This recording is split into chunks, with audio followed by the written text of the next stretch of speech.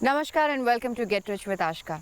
આ એપિસોડમાં ફરી અમે રાજકોટ શહેરમાં છે અને અમારી સાથે જોડાયા છે Nayanbhai Virda and Nitaben Virda. Welcome to get rich with Ashka. તમે Thank you. શો જોયો છે પહેલા? હા છે જોયો છે શું વિચારો છો ફાઇનાન્શિયલ પ્લાનિંગ વિશે? કે આવતા વર્ષનું ફાઇનાન્શિયલ પ્લાન કરવા માટે જ અમે આવ્યા છીએ, આવતા 10 વર્ષ માટે. આની પહેલા ફાઇનાન્શિયલ પ્લાનિંગ તરફ કોઈ પગલું ભર્યું છે? હા, અમે આની પહેલાં સરકાર ગવર્મેન્ટ નોકરિયાત છે, એને કારણે CPF કપાય છે અને 2 બાળક છે, એના માટે અમે SIP ચાલુ કરાવેલ છે. ઓકે, કેટલા વર્ષના છે? એક છે 12 વર્ષની બેબી છે અને 2 વર્ષનો બાબો છે. તો 3 ડિપેન્ડન્ટ છે તમારી હા સાથે? નહીં, બીજું કોઈ સાથે રહે મધર છે? પણ ભેગા છે મારી સાથે જ છે. મધર. 4 ડિપેન્ડન્ટ. હા, 4 ડિપેન્ડન્ટ. ઓકે, તમારી ઇન્કમ? અમારી ઇન્કમ છે, સેલેરી છે 40,000 રૂપિયા. ટેક્સ કપાઈને? હા, ટેક્સ એક્સ્ટ્રા 500 તો અમે 40,000 આવે જ છે આપણે. અને 12,000 ઓફિસ રેન્ટ આવે છે, જે વારસામાં મળ્યું છે, મમ્મીનું છે. 12,000? હા, 12,000 એટલે લગભગ 52,000 રૂપિયા જેવું દર મહિને થાય છે. તમે ભેગું કરો છો? ઓકે. અને ખર્ચો શું છે? ખર્ચામાં એવું છે, 10,000 ઘરે દઈ દઈએ છીએ અને 7,000 મેં કીધું SIP કપાય છે તે. ઓકે. હા, અને ગવર્મેન્ટની એક સ્કીમ છે, અમે નવા CPF GPF નથી પણ CPF છે, એટલે 3500 રૂપિયા અમારા પગારમાંથી કપાય, 40માંથી પછી કપાય અને 35 તો સરકાર નાખે, એવી સ્કીમ છે. એટલે 3500 કપાય. ત્યારબાદ અલગ અલગ ખર્ચા છે, પેટ્રોલના 2,000 છે, પછી બાળકની ફીનું વાર્ષિક બધું ભેગું થઈને મહિનાની કેટલી તમારો ખર્ચો પહોંચતો હશે? 35,000ની આજુબાજુ હશે. અને તમે મહિનાની બચત કેટલી કરી લો છો? એમાંથી એમાં આવી ગયું 7,000 મેં ગણાવ્યા છે, એમાં જ થયા 7,000. એ બી 35,000 માં ગણાઈ ગયા? તો તમે લગભગ બીજા 15,000 રૂપિયા હા, બચાવો છો? બચે છે અત્યારે હાલમાં. બરાબર. એમરજન્સી ફંડ માટે શું છે? ઇમરજન્સી ફંડમાં સેવિંગમાં તો ખાલી 25-30,000 રૂપિયા પડ્યા છે, બાકી કોઈ નથી. ઓકે, આ સેવિંગ્સમાં પડ્યા છે હા, પડ્યા 25-30,000 છે. રૂપિયા? હા. FD છે કોઈ? નહીં. ઓકે. કોઈ ઉપરાંત મોટો ખર્ચો જે આવી રહ્યો છે, જે દેખાઈ રહ્યો છે, જેના માટે તમને એવું લાગે છે કે મોટો ખર્ચો આવશે, કે પાસ્ટમાં એવો મોટો ખર્ચો થયો છે જે કારણથી 25 કે 30,000 જ સેવિંગ છે? કારણ કે સેલેરી તો તમારી સરસ છે અને તમે બચાવો છો બી સારું એવું, તો પછી કેમ 25 થી 30,000 જ રૂપિયા છે? આની પહેલાં હપ્તો હતો, આપણે જે ખર્ચો કર્યો હતો પહેલાં, એનો હપ્તો હજી 4 મહિના પહેલાં જ પૂરો થયો, એટલે આપણને હપ્તો હતો એ? એ હપ્તો 8,000નો આવતો હતો. શેનો હતો એ હપ્તો? એ અમારે મંડળીમાંથી લોન આવે વ્યક્તિગત, આપણે કેમ કહે છે એમ, 10% રેટ વાર્ષિક. એવી વ્યક્તિગત લોન નહીં લેવાની અનલેસ જીવવા મરવાની વાત આવી ગઈ હોય. કારણ શું હતું તમારું વ્યક્તિગત લોન લેવાનું? લોનમાં તો ત્યારે હાઉસિંગ લોન નહોતી લીધી, પણ એ સ્કૂલમાંથી આપતા હતા અને આની પહેલાં નાના ભાઈના લગ્ન હતા અને એ બધું ભેગું કરવા માટે અમે લોન લીધી હતી, મેરેજ માટે. ઓકે. મેરેજ માટે લોન લીધી હતી. આવું નહીં કરવાનું નયનભાઈ. બધાને ઈચ્છા હોય કે આપણું વ્યક્તિ સારી રીતે લગ્ન કરે, આપણે 4 માણસને બોલાવીને જમાડીએ, પણ એ એક દિવસનો કાર્યક્રમ કેટલા વર્ષો માટે પાછળ બધું મૂકીને જતું હોય છે, એ વિચાર કરવા જેવો છે. ના ખાલી તમારે, પણ દર્શકોને બી આ વસ્તુ પર વિચાર કરવા જેવો છે કે લગ્ન, બર્થડે પાર્ટી, આ ઈચ્છાની ધારણા છે બધી. આ ઈચ્છા જો તમે રોકો તો આ બધું લિમિટમાં આવી જાય, એની કોઈ લિમિટ નથી અધરવાઇઝ. એટલે આ મારું સજેશન છે કે આ જીવન કોઈ વખત આવી વસ્તુઓ માટે, મેં કીધું ને, મરવા જીવવાની વાત હોય તો તમે આ વ્યક્તિગત લોન લો, કે તમારા એ લોનને એટલા પ્રેશર લેવાથી કોઈ જીવી જશે તો ઓકે છે. લગ્ન માટે આવી રીતે ના લેવાય. કારણ કે આજે તમે માંદા પડશો કે તમે ઘર પકડશો તો તમારા બદલે ઇન્કમ કોણ લાવશે ઘરમાં? એની હેલ્થ પોલિસી છે આપણે. હેલ્થ ઇન્સ્યોરન્સ સાથે કંઈ લેવા દેવા નથી એના. હેલ્થ ઇન્સ્યોરન્સ કેટલું છે? એટલે મધરનું છે અને 2 લાખનું, 2 લાખનું અમારા ફેમિલીનું છે. એ ઓછું કહેવાય નયનભાઈ. આપણે એની ઉપર થોડું કામ કરીશું, કારણ કે તમારા બંને બાળકો નાના છે. તમે હાઉસવાઈફ છો, તમારા મધર ઓલ્ડ છે, હા એટલે તમારી પર જે બાકી ડિપેન્ડન્ટ્સ છે એ લોકોને બી તો સેફ હોવું બહુ જરૂરી છે ને. એ સેફ ક્યારે રહેશે અગર તમે સેફ હશો, તો તમારા બચાવેલા પૈસા હોસ્પિટલમાં જતા રહેશે, હોસ્પિટલમાં જશે. બરાબર. તો 2 લાખ રૂપિયાનો બંને પાસે હેલ્થનો વીમો હોવો જોઈએ. લાઈફ ઇન્સ્યોરન્સ શું છે? લાઈફ ઇન્સ્યોરન્સમાં 2 મારી પોલિસી અને એક ઘરનાની પોલિસી છે. શું પોલિસી છે, કેટલાનું મારે- કવર છે, શું પ્રીમિયમ ભરો છો? મારું છે જીવન આનંદ, જે 2004થી ચાલુ કરેલું છે અને 2019માં પૂરું થશે, અને વાર્ષિક 7,000 છે એના. કવર કેટલાનું છે? એ ₹1 લાખ છે. અને તમારું? અને એ મને જ ખબર છે. એમને જ એ ખબર. બે એ આ જ કોપી જ છે. હવે તમારો પગાર શું છે? ₹40,000. વર્ષના કેટલા કમાઓ છો? 5 લાખ જેવું થઈ જાય. બરાબર. હા હવે તમને ભગવાન ના કરે કંઈ થાય હા હા હા. તો ₹1,00,000 તો તમારી વર્ષની પગાર પણ નથી, એનાથી ઘણી વધારે છે. તો વીમો કેટલો હોવો જોઈએ? કમસે કમ 35 લાખ હોવો જોઈએ હા હા હા. કે 7-8 વર્ષ 7-8 ફેમિલી સાચવી શકે, બરાબર. Okay okay. એટલે ટર્મ પોલિસી લેવી ખૂબ જ જરૂરી છે અત્યારે. તમારી એજ શું કીધી? 37 અને વર્ષ. તમે? મારી 35. 36 અને 35. તમારી ઉંમરે તમને વીમો ઓછા પ્રીમિયમે મળશે, હેલ્થ ઇન્સ્યોરન્સ પણ અને લાઈફ ઇન્સ્યોરન્સ પણ. હા એટલે બંને તમારે ધ્યાન આપીને લેવું પડશે, નહીતર આગળ ફાઇનાન્શિયલ પ્લાન કરીને કોઈ મતલબ નથી. ના બરોબર. પ્લાનિંગ એ લોકો કરી શકે જે લોકો સિક્યોર્ડ હોય, હા હા હા. કે ભાઈ માંદો પડીશ તો મારી પાસે વ્યવસ્થા છે, હું કામ નહીં કરી શકું તો બી મારી પાસે વ્યવસ્થા છે, રાઈટ. લોન છે અત્યારે કોઈ? નહીં, કોઈ પ્રકારની લોન નથી. કોઈ પ્રકારની લોન નથી. નહીં. ઘર પોતાનું છે? હા, ઘર પોતાનું છે. કોઈ ક્રેડિટ કાર્ડ? નહીં, ક્રેડિટ કાર્ડ નહીં. વાપરવાનો? કોઈ નહીં. નહીં વાપરવાનું. નહીં, બહુ સારી વાપરતા વાત જ છે, નથી. આદત સારી છે. હા 7,000ની એસઆઈપી જે કરો હા, છો એ હા. પૂરા 7,000ની છે કે ટુકડામાં છે? કોઈ ફંડનું નામ યાદ હા. છે? એમાંથી 5,000 છે એ HDFC છે. એમાંથી ને પાછા 3,000 SEC હેઠળ બાદ મળે એવું છે, ટેક્સ સેવર. ઓકે. અને 2,000 છે એ આપણે બિરલા, આદિત્ય બિરલાની છે. ગોલ્સ શું છે તમારા?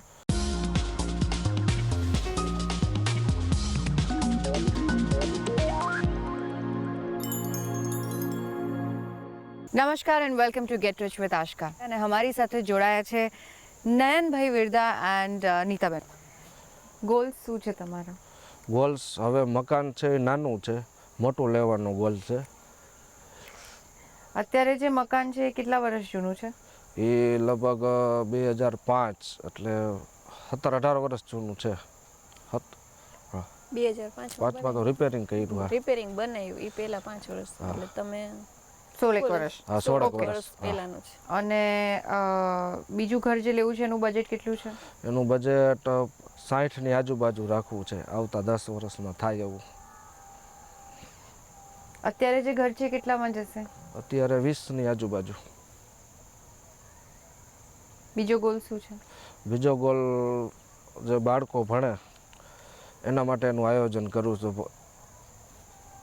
બીજું? બસ 2 જ ગોલ છે.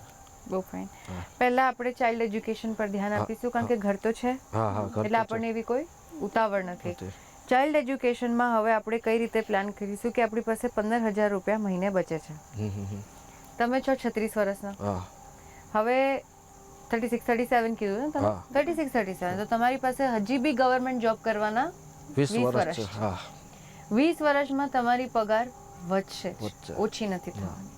કોઈ બી ફાઇનાન્શિયલ પ્લાનિંગ કરતી વખતે જ્યારે આપણે રોકાણની વાત કરીએ તો એ રોકાણ 1 વર્ષ, 2 વર્ષ, 4 વર્ષ, 5 વર્ષનું ના હોય. જો તમને 20 વર્ષનું પ્લેગ્રાઉન્ડ ખેલવા માટે મળે હા હા તો ખૂબ ફાયદો થાય અને ખૂબ વ્યાજ મળે, હા હા હા.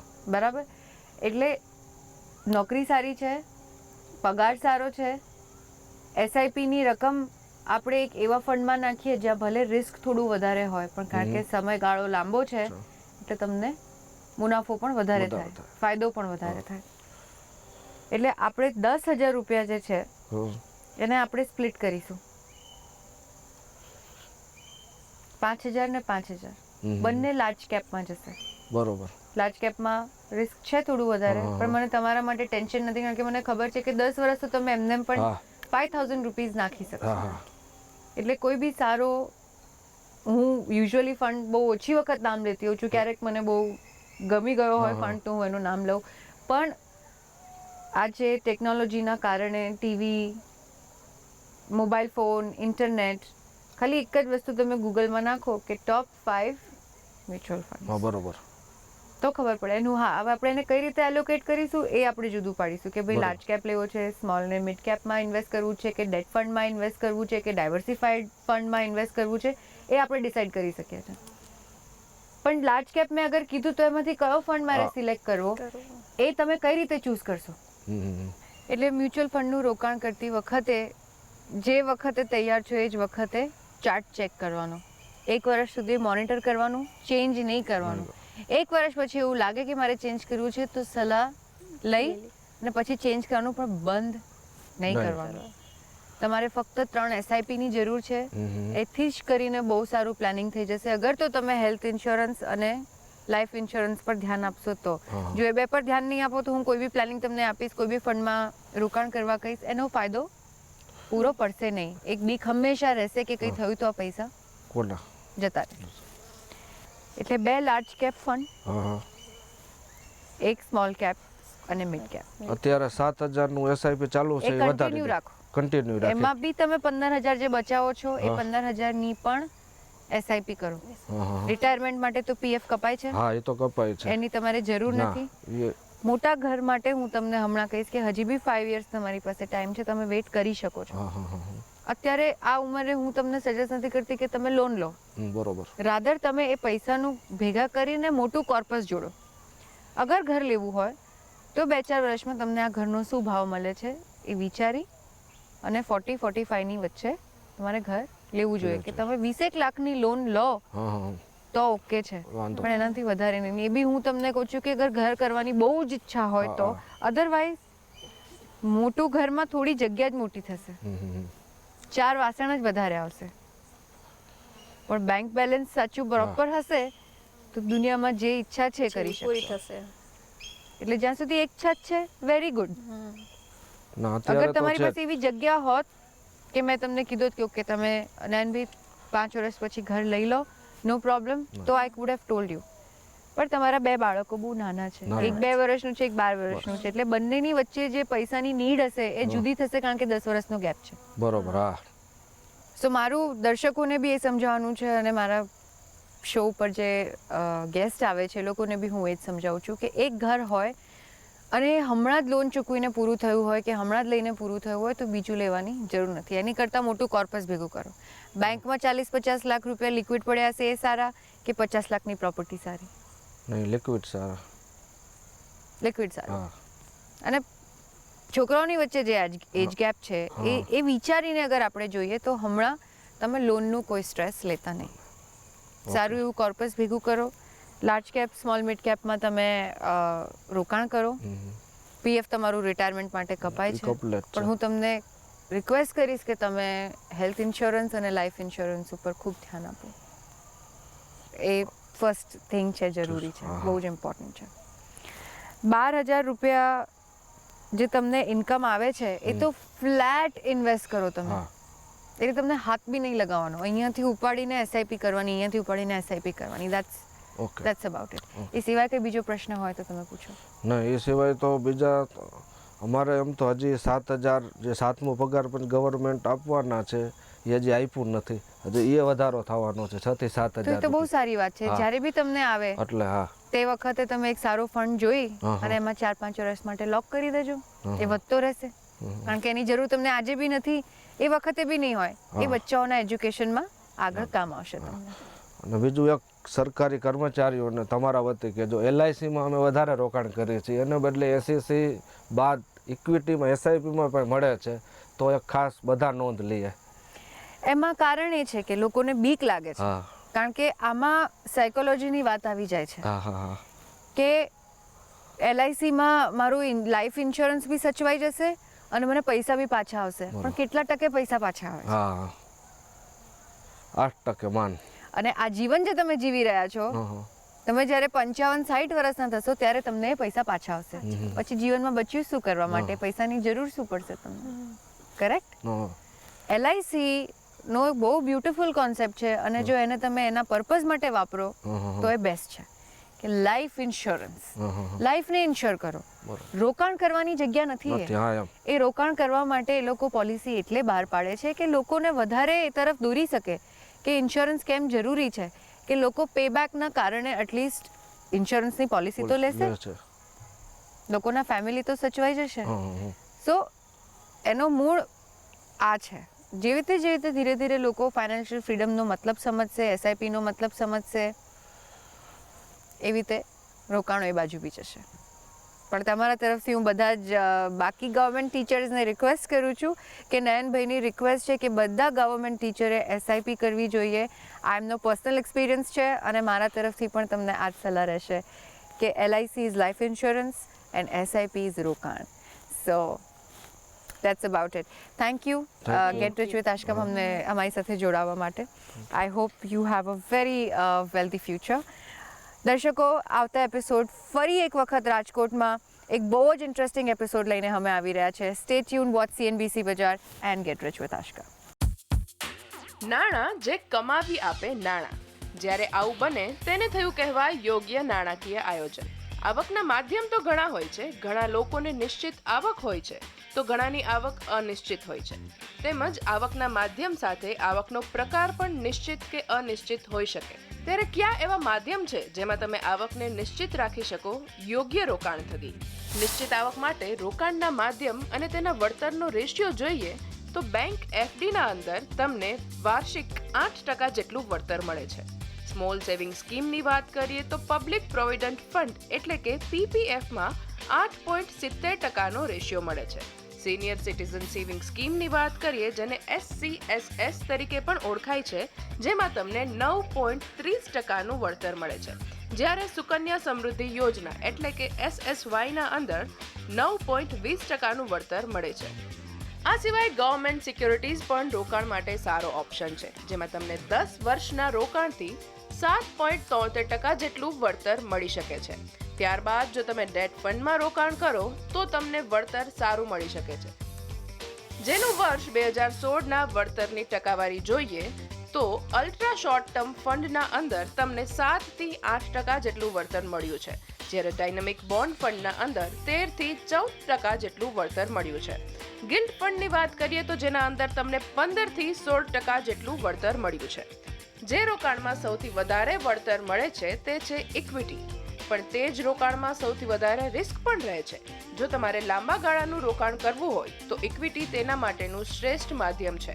ઇક્વિટીમાં રોકાણના દર જોઈએ તો વર્ષ 2015ની વાત કરીએ તો 24,700 હતું, જ્યારે ડિસેમ્બર 2016ની વાત કરીએ તો 26,600 સુધી પહોંચેલું હતું, જેનો કુલ વળતરનો રેશિયો 7 થી 8% જેટલો હતો. ઇક્વિટી કરતા નહિવત રિસ્ક અને થોડું ઓછું વળતર મળે તેવું કોઈ ટૂલ હોય તો તે છે ઇક્વિટી બેઝ મ્યુચ્યુઅલ ફંડ, જેને મુખ્યત્વે 3 પ્રકારમાં વહેંચવામાં આવે છે. જો તમારે સારું વળતર જોઈતું હોય તો લાર્જ કેપ અને મિડ કેપ મ્યુચ્યુઅલ ફંડ સૌથી સારા ઓપ્શન છે. જેમાં લાર્જ કેપ મ્યુચ્યુઅલ ફંડ 10 થી 12%નું વળતર આપે છે 1 વર્ષના સમયગાળામાં અને મિડ કેપ મ્યુચ્યુઅલ ફંડ 12% સુધીનું વળતર આપે છે 1 વર્ષના સમયગાળામાં. અને આ મ્યુચ્યુઅલ ફંડમાં વળતરનો રેશિયો જોઈએ તો ડિસેમ્બર 2015ના આધારે 13.50 લાખ કરોડ હતું અને ડિસેમ્બર 16માં 16.80 લાખ કરોડ હતું, જેમાં 25%નો વધારો થયો તેવું કહી શકાય. ત્યારબાદનું જે રોકાણ છે જેને જો શોખની દ્રષ્ટિએ લઈએ તો સારું કહી શકાય, પરંતુ રોકાણની દ્રષ્ટિએ સૌથી અંતમાં રાખવું જોઈએ અને તે છે સોનાનું રોકાણ. સોનામાં રોકાણ કરવું હોય અને સોનામાં રોકાણનો વળતર દર જોઈએ તો સોનું 10 ગ્રામ પ્રમાણે ડિસેમ્બર 2015માં 25,000 પર હતું, જે ડિસેમ્બર 2016માં 27,609 પર પહોંચ્યું છે, જે 7 થી 8%નો વધારો થયો તેવું કહી શકાય. તો આ દરેક ટૂલ્સ છે જેમાં તમે તમારા નાણાં રોકી શકો છો.